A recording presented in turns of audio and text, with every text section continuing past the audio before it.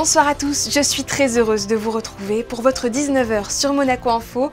Sans plus tarder, les titres de l'actualité de ce samedi 19 octobre. La suite du voyage ministériel monégasque au Burundi, nos équipes sont sur place et ont suivi les échanges avec les autorités autour des questions de la nutrition, de la santé ou encore de l'éducation. Le logement est toujours la préoccupation principale des enfants du pays. La présidente de l'association éponyme Géraldine Motillon sera notre invitée. Elle nous livrera les pistes évoquées lors du récent entretien avec le nouveau ministre d'État. Et puis nous finirons en légèreté avec la fête de la science. Éprouvette et Blouse Blanche ont investi le centre commercial de Fontvieille ce samedi pour le plus grand bonheur des familles. Mais tout de suite, revenons sur cette victoire de la Roca Team qui affrontait la Virtus Bologne en Euroligue hier soir. 2 jours après sa défaite à Barcelone, l'AS Monaco a su réagir en s'imposant sur le parquet de la salle Gaston Médecin 101-85. Le résumé du match avec Frédéric Elion et Thomas Deus. 3 sur 3 pour la Roca Team à Gaston Médecin. En Euroligue, après Milan et le Maccabi Tel Aviv, Bologne est tombé dans l'antre des Monégasques vendredi soir. Encore une fois, Monaco a montré 2 visages dans cette rencontre. Les Monégasques ne mettent pas assez d'intensité en défense dans les 15 premières minutes. Et Bologne, la plus mauvaise attaque d'Euroligue, en profite et prend 11 points d'avance. Djaïté sonne la révolte avec ce coast-to-coast fini avec autorité. À la mi-temps, Monaco n'a perdu aucun ballon, mais derrière d'1 point, 47-46. D'entrée de 3e quart-temps, la Roca Team colle un 10-0 aux Italiens avec un trio français ultra performant. Strazel, 12 points, Djaïté, 15 points et 7 rebonds, et Elio Kobo, meilleur marqueur du match avec 20 points et 6 passes. Ajoutez à cela un Mike James de mieux en mieux physiquement, 29 dévals pour le numéro 55. 6 joueurs terminent le match à plus de 10 points, 101-85. Belle démonstration collective de la Roca Team. On s'est donné quelques frayeurs, mais je pense que ce qui est le plus important, c'est que l'envie était. Je pense qu'on avait à cœur de répondre, surtout sur la manière dont on a perdu. Je pense que la défaite à Barcelone n'est pas non plus dramatique, mais surtout la manière, la compatibilité. Et on a été présent tout au long, donc malgré les erreurs qu'il y avait, il y avait du combat, il y avait de l'intensité. Tout le monde a été impliqué, on a senti qu'on a trouvé une certaine cohésion. Donc je pense que c'est vraiment le type de match sur lequel on peut bâtir pour la suite. You know, it really showed our character. We were down at half, and it was a game that easily could have gone either way, but we stayed together. We did the opposite of what we did in Barcelona, and we got the job done. La Roca Team fait partie du wagon des 5 équipes de tête avec un bilan de 3 victoires et 1 défaite. Prochaine échéance en Euroligue, jeudi soir face à Paris, toujours à Gaston Médecin. Dans la foulée, sur la pelouse du Louis II, cette fois, les footballeurs monégasques ont été tenus en échec par Lille. À l'issue de cette 8e journée de Ligue 1, les 2 équipes se sont quittées sur un match nul et vierge 0-0. Mais les supporters ont de quoi se rassurer. Malgré ce résultat décevant, Monaco reste tout de même leader au classement du championnat de France et jusqu'ici toujours invaincu, toutes compétitions confondues. Et puis toujours en sport cet après-midi, au large de Barcelone, l'America's Cup, c'est de la voile, a livré son verdict. La team New Zealand a remporté cette 37e édition aux dépens d'Ineos Britannia de Sir Jim Ratcliffe. A noter que l'équipe des Kiwis était placée sous la direction de Matteo Denora, membre du comité directeur du Yacht Club de Monaco. Envolons-nous pour le Burundi à présent, où une délégation monégasque menée par la ministre des Relations extérieures et de la Coopération est présente depuis jeudi. Isabelle Béro-Amadei est partie à la rencontre des partenaires de la principauté qui interviennent sur le terrain dans les domaines de la sécurité alimentaire, de la santé ou encore de l'éducation. Exemple ce soir, dans le nord du pays africain, où nous retrouvons Émilie Rousseau et Olivier Bonello. Émilie, la collaboration avec les acteurs locaux est précieuse pour Monaco ? Oui, nous en avons eu l'exemple avec le programme alimentaire mondial en début de semaine et le renouvellement du partenariat portant sur les cantines scolaires. La sécurité alimentaire, mais aussi l'éducation sont des enjeux majeurs au Burundi, des enjeux que la principauté défend également, comme ici dans la province du Kirundo, avec la réintégration scolaire des enfants rapatriés au Burundi.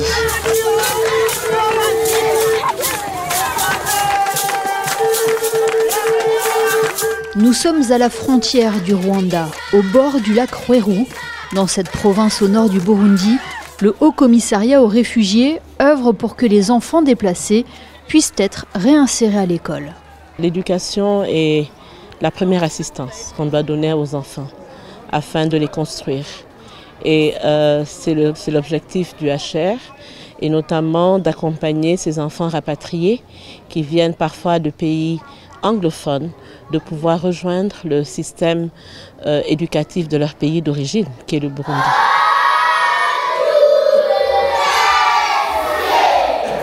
Pour mener à bien ces objectifs, le HCR a construit 4 écoles dans différentes provinces du Burundi. Celle située à Nyagisozi compte aujourd'hui 17 classes pour près de 1300 élèves. 217 d'entre eux sont des rapatriés. Grâce au soutien de la principauté, ces enfants étudient désormais dans de bonnes conditions. C'est ce qu'a pu constater la ministre des Relations extérieures et de la coopération, Isabelle Béraud-Amadei, lors de sa visite au Burundi. Auparavant, nous avions un problème très majeur en rapport avec les salles de classe et les bas pupitres. Mais pour le moment, avec l'appui de Monaco, vous avez vu que nous avons 9 salles de classe propres et vastes. Nous avons aussi les latrines bien propres. Et pour le moment, les cours se dispensent facilement, aisément, et les élèves sont à l'aise. Et l'accueil réservé à la ministre est digne de la reconnaissance de ces élèves qui bénéficient désormais d'un système éducatif complet. À Bujumbura, capitale économique du Burundi, c'est un autre projet qui est soutenu et qui prend en compte la famille dans son ensemble. FXB International s'emploie à sortir des familles de l'extrême pauvreté à travers son concept holistique de village. Les bénéficiaires sont logés, puis formés, en vue d'avoir une activité pour subvenir aux besoins de la famille. Depuis le début de sa collaboration en 2022, la principauté a soutenu des centaines de bénéficiaires. Isabelle Béraud-Amadei a pu constater le succès de ce projet en rencontrant 3 d'entre elles. Elle vivait dans une situation de misère, elle vivait, les familles recevaient un seul repas par jour, alors qu'aujourd'hui, les familles déclarent avoir 3 repas par jour. C'est très intéressant. Si on voit un enfant qui partait à l'école sans avoir rien à mettre sous la dent, mais qu'aujourd'hui partent avec du matériel scolaire suffisant, après avoir mangé le petit déjeuner. Et maintenant, on vient d'avoir les résultats scolaires. Nous avons des enfants qui ont très bien réussi, qui ont avancé de classe. Ils ont des meilleures notes. Éducation, santé, nutrition, renforcement économique, des domaines qui font partie des axes prioritaires de la coopération internationale monégasque, séduite par ce projet concluant qui a réussi à briser les multiples vulnérabilités. L'Association des enfants du pays a été reçue hier par le nouveau ministre d'État Didier Guillaume. L'occasion notamment d'évoquer la question du logement pour ces personnes au statut bien particulier. Nous recevons pour en parler la présidente de l'organisation, Géraldine Motillon. Bonsoir. Bonsoir. Pouvez-vous nous rappeler d'abord ce qu'est un enfant du pays et combien sont-ils ? La définition qui a été retenue par le Conseil national est un enfant qui est donc né à Monaco et dont la famille qui a toujours vécu à Monaco. Il ne faut pas qu'il y ait d'interruption de résidence. Pour nous, cette définition est un petit peu trop large. On aurait pensé qu'il aurait peut-être fallu mettre plusieurs générations. C'est ce qui a été en partie retenu avec les catégories de super petit enfant du pays, etc.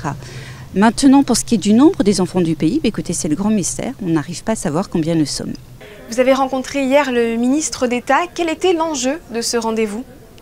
Alors tout d'abord le rencontrer, se présenter et puis voir un petit peu avec lui les différents problèmes que peuvent rencontrer les enfants du pays et parmi eux le plus important, le logement. Depuis pas mal d'années, nous avons maintenant des promesses qui ont été faites aux enfants du pays par les gouvernements successifs et malheureusement toutes ces promesses n'ont pas été suivies d'effet. Sur ce thème crucial du logement justement, quelles sont vos revendications ? Écoutez, on aimerait vraiment des actes concrets et concrétisés, puisqu'on nous avait promis au départ Ida, puis ensuite la Villa del Sol.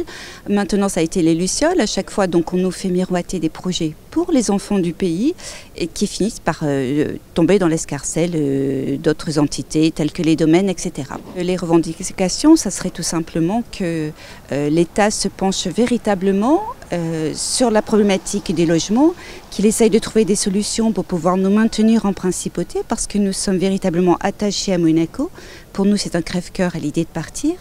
Et bien sûr, on a bien conscience que ce n'est pas facile, qu'il y a un problème aussi de logement pour les Monégasques, mais il faut essayer de trouver peut-être des solutions qui permettraient aux enfants du pays de rester aussi ici. Et quelles pistes ont été évoquées ? Oui, alors on a évoqué plusieurs pistes. Parmi celles-ci, peut-être le secteur intermédiaire, le secteur mixte, c'est-à-dire qu'il faudrait voir avec les promoteurs s'ils accepteraient, quand ils construisent un nouvel immeuble, de créer un logement, 2 logements qui tomberaient pour les enfants du pays. Ça, c'est une piste qui avait été évoquée il y a déjà pas mal d'années par le Conseil national. Depuis, rien n'a bougé.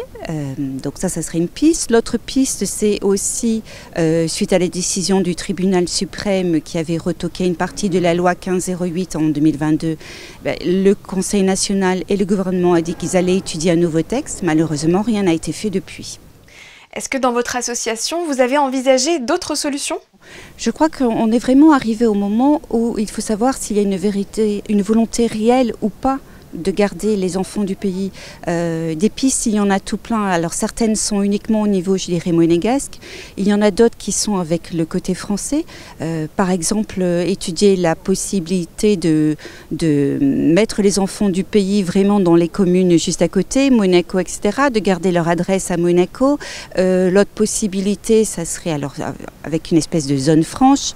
L'autre possibilité, ça serait par exemple de dire que pour toutes nos aînés qui sont en maison de retraite française, puisqu'il n'y a pas de possibilité de les mettre en maison de retraite à Monaco, de faire le même système que ce qui se fait actuellement pour les études, c'est-à-dire que cette fois-ci, au lieu d'avoir les enfants domiciliés dans les appartements des parents, ça serait l'inverse, ça serait les parents qui se domicilieraient chez les enfants devenus adultes pour qu'ils conservent leur adresse à Monaco et que de ce fait, ils puissent libérer en allant en maison de retraite des appartements, ce qui permettrait de les remettre sur le marché, de relouer à d'autres enfants du pays, etc.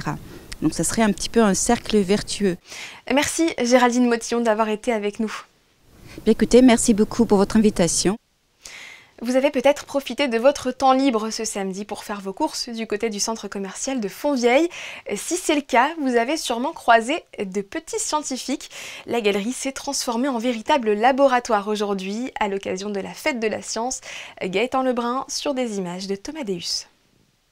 À l'occasion de la fête de la science, la mairie de Monaco a mis en place dans la galerie du centre commercial Carrefour plusieurs stands mettant à l'honneur les sciences. Pour l'occasion, le centre scientifique de Monaco était présent et proposait différents ateliers afin de faire découvrir les principes de base de la recherche scientifique tout en s'amusant. En biologie médicale, on a 3 stands qui utilisent des modèles d'études.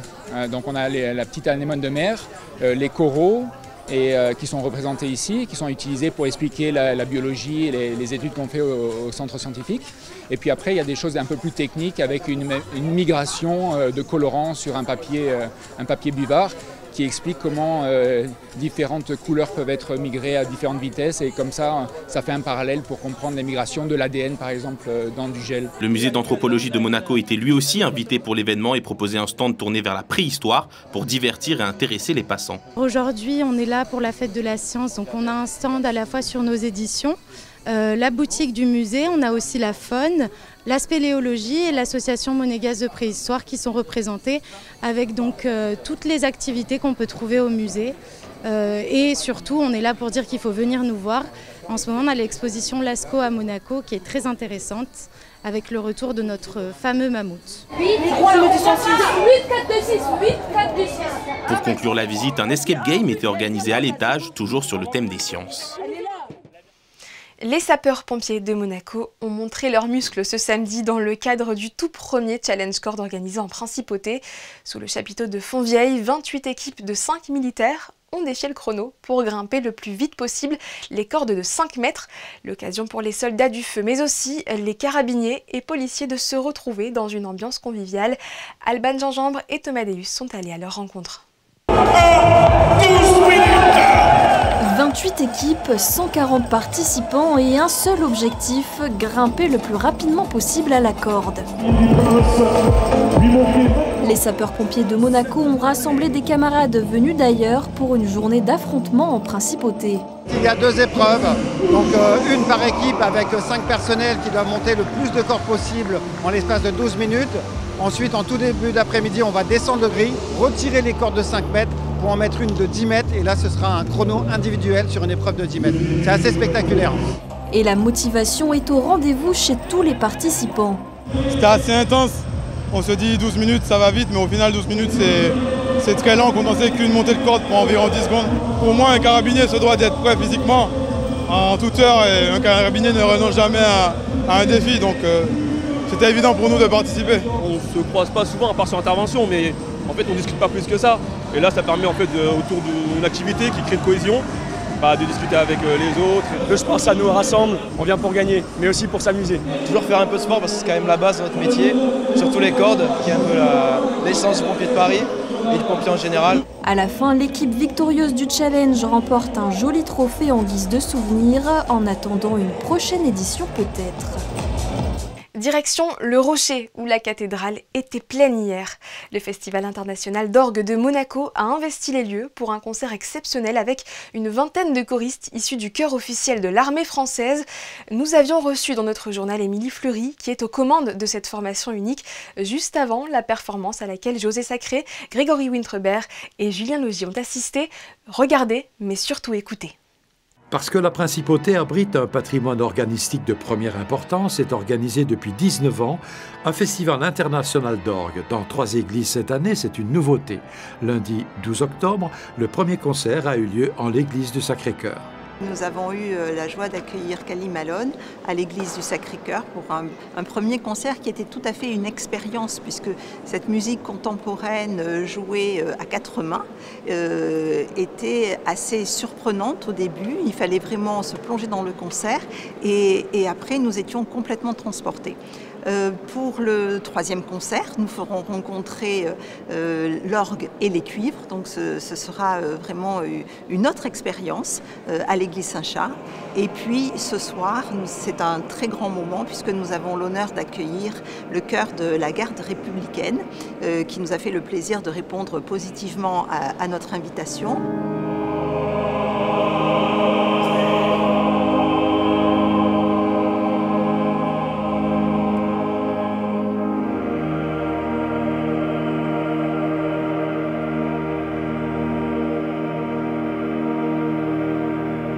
Formation spéciale de la garde républicaine, le chœur de l'armée française et le chœur officiel de la République.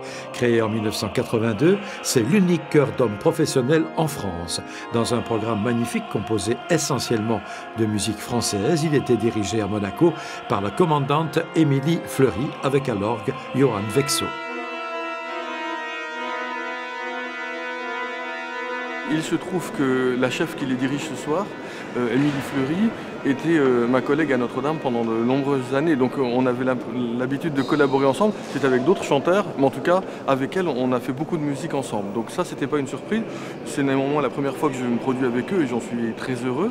Dans un programme assez intéressant, avec beaucoup de belles musiques et je suis surtout très heureux d'être à Monaco. Un tel concert, chœur et orgue, pose quelques problèmes à l'organiste. Ça pose de gros problèmes, notamment dans des configurations comme ici où l'orgue est en tribune et le chœur est en dessous. C'est-à-dire que de la tribune, on ne les entend pas. Donc là, on est obligé de passer par un retour son. On ne voit pas la chef, donc là, on est obligé de passer par un retour vidéo. Et surtout, en termes d'équilibre, déjà que l'organiste ne s'entend pas vraiment lui-même lorsqu'il joue en tribune, mais quand en plus, il faut équilibrer ça avec des chanteurs, avec un chœur, c'est vraiment très complexe. Oui. Le talent de Johan Vexo et du chœur de l'armée française réunis ont fait de ce concert une réussite totale. À l'international, les États-Unis se préparent pour les élections présidentielles qui auront lieu dans un peu plus de 15 jours maintenant. Mais voilà, le système électoral américain n'est pas toujours simple à comprendre pour nous. Entre primaires, grands électeurs et États clés, notre correspondante va nous aider à y voir plus clair. Bonsoir Alexandra Pani.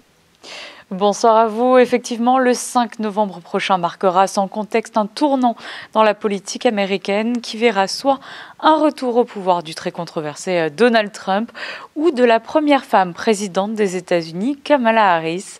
Mais avant d'en arriver là, je vous propose cette semaine de faire un point sur le mode de scrutin appliqué aux États-Unis qui diffère totalement de ce que l'on a l'habitude de voir en principauté ou en France.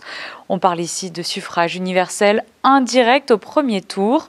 Premier point, les fameux grands électeurs. Savez-vous qui sont-ils exactement ? Je connais effectivement le terme, mais dites-nous, comment sont-ils élus ? Le président américain n'est pas choisi directement par la population, mais par un collège électoral, un système hérité des pères fondateurs des États-Unis. 250 ans plus tard, ce système est toujours en vigueur et les 538 grands électeurs sont choisis par les Américains. Durant les primaires, ils voteront ensuite logiquement pour le candidat du parti qu'ils sont censés représenter. Ils sont choisis parmi les membres de la société civile, sont exclus d'office les membres du Congrès et les fonctionnaires du gouvernement fédéral. Il s'agit essentiellement d'un poste honorifique. Les grands électeurs n'interviennent dans aucune autre élection. Pour remporter l'élection, un candidat doit décrocher la majorité absolue des grands électeurs, soit le nombre magique de 270. Comment sont-ils répartis à travers les États ? C'est là que les affaires se corsent. Le nombre de grands électeurs par État est déterminé en fonction du poids démographique. Pour un calcul plus simple, le nombre de grands électeurs correspond au nombre d'élus à la Chambre des représentants et au Sénat. Pour vous donner un exemple, le Texas compte 40 grands électeurs puisqu'il compte 38 représentants et 2 sénateurs. La Californie, État le plus peuplé du pays, dispose du plus grand nombre de grands électeurs, soit 54. Le Delaware, le Wyoming et la capitale Washington DC n'en ont que 3. Autre particularité, dans tous les États, sauf 2, le candidat qui remporte la majorité des voix rafle tous les grands électeurs de l'État. Dans le Nebraska et le Maine, ces grands électeurs sont attribués à la proportionnelle. On entend souvent parler des swing states. À quoi cela fait-il référence, Alexandra ? Les swing states, que l'on peut traduire États pivots, sont des États clés. De nombreux États sont historiquement reliés à un camp, par exemple la Californie en faveur des démocrates ou le Missouri pour les républicains. Étant donné le mode de scrutin, les candidats vont se concentrer durant leur campagne sur certains États qui peuvent basculer d'un côté ou de l'autre et avoir un impact sur le résultat de l'élection. Ce sont les fameux swing states.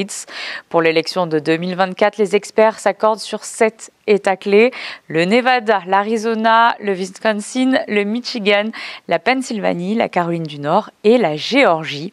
Et parmi eux, les plus importants sont ceux qui ont le plus de grands électeurs, comme la Pennsylvanie qui en compte 19. La presse indique que les 2 candidats peinent à creuser l'écart dans les sondages.